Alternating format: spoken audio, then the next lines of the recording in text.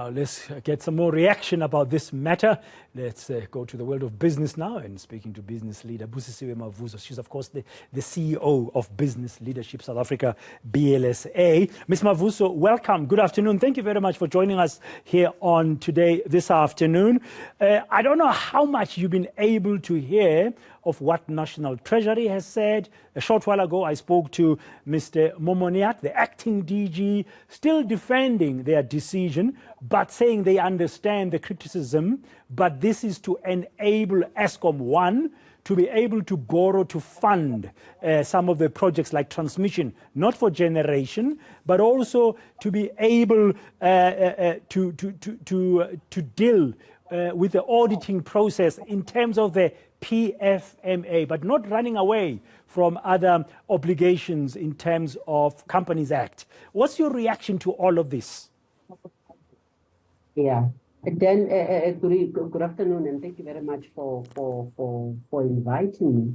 So this is really problematic on a multiple fronts, because when you look at the level of irregular and wasteful expenditure that Eskom has incurred, it has been running in the region of billions. You know, I think about 13 billion in 2020, 12 billion last year, and I think it's even 2021 and in 2022 about 67.1 billion, as it were. Now, this is a lot of money.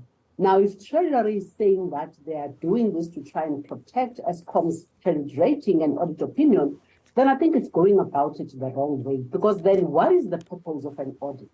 It is to provide reliability and integrity of information. So what, therefore, is the level of reliance that can be placed with this exemption on Eskom's financial statements? Will Eskom's audit opinion be worth the paper it is written on? You see, as justified as National Treasury's reasoning is, we have to be careful as a country about coloring outside the lines and bending the rules when it suits us.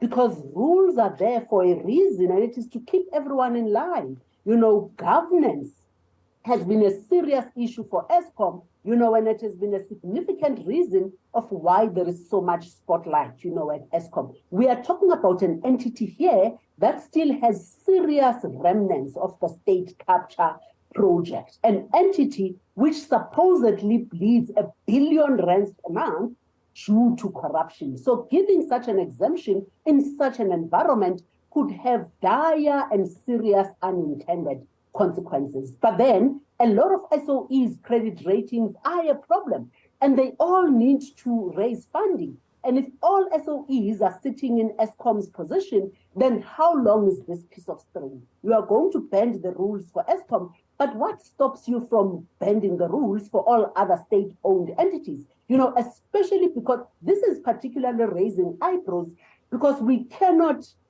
ignore and undermine, you know, the fact that there still remains a huge trust deficit, you know, in trusting those that are in charge in these SOEs. I mean, there's reports which tell us, you know, of these coal mafias, of these diesel mafias, of how, you know, the corruption or how Eskom continues to be a feeding trough and a ground zero for siphoning funds out of the state. So does this exemption not, therefore, enable the perpetrators to continue doing what they need to do, you know, without any watch or without having to worry about anything?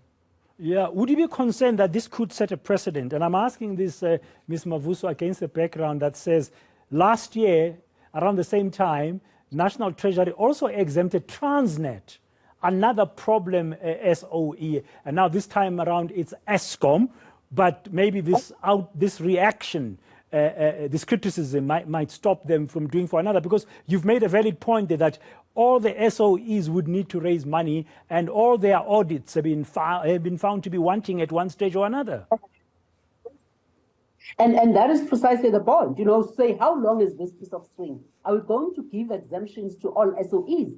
And what is the impact of that going to be? Because it looks like we want to be able to raise funding and actually improve the credit rating of these agencies on a false premise. Because then they should not be granted exemptions. They should actually be audited, and actually we should be able to measure them against the right guidelines, right? You you know, when you're sitting with a problem, like Eskom is sitting with and all these SOEs are sitting with, you don't make excuses for an entity for them to continue running amok. You put measures in place. That is how our focus should be. You put measures in place to say, how do I get these entities to operate in a manner that they should actually be operating in? You don't excuse, you know, the malfeasance. You don't excuse, you know, the unacceptable conduct that is actually happening in these entities. And I worry, you know, that government, therefore, excusing these entities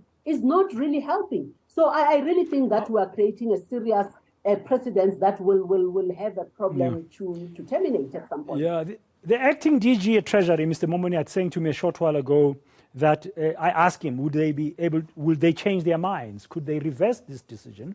And he said there's been more consultations. He mentioned Thursday, it's going to be talking to various people. They would look at other suggestions. How would you think it would be a useful way, a more productive, transparent and robust way to assist, for example, Eskom in this matter, in this case, in terms of the energy crisis, to be able to attract the much needed capital for investment in transmission and so on? You know, I think there's probably maybe people who are more qualified than I am who can actually give us a way in which we get out of this problem, but not by exempting Eskom. I'm just thinking that if we agree that wasteful and irregular expenditure is not expenditure that was not supposed to have not been incurred, but it's just not in line with the PFMA. Can't we probably maybe as one of the reasons, as one of the ways, dedicate a note in the annual financial statements which actually gives clarity and probably maybe excuses Eskom from having had to embark on this irregular expenditure? You know, aren't there other legitimate ways which really don't hide the problem, you know, but actually, you know, give explanation in terms of these happened under these conditions, you know, as it were. And I think some of this irregular expenditure ends up happening because maybe the authority and the sign-offs, you know, that these SOEs need from National Treasury in particular don't come through in time. And when there has to be a serious and an urgent procurement decision that needs to be made, they end up making it, you know, without the necessary sign-offs from DPE and National Treasury and whatever the case is. So doesn't that probably maybe call for, you know, a revisit and a revamp in our processes? You know, how do we then actually make sure that we actually grant these SOEs so that we don't put them in this difficult position? Grant the SOEs, you know, the sign-offs that are required in the right time frame so that they don't have to be sitting with irregular expenditure. So I think there is a lot that can actually be done in terms of improving processes, not allowing wrongdoing and undermining governance in the process because you're saying you're trying to improve the credit rating. You know, I really think that there has to be a more cleverer way, you know, and a more responsible way, governance-friendly way in which we can still achieve the same thing without the serious unintended consequence that this could actually create.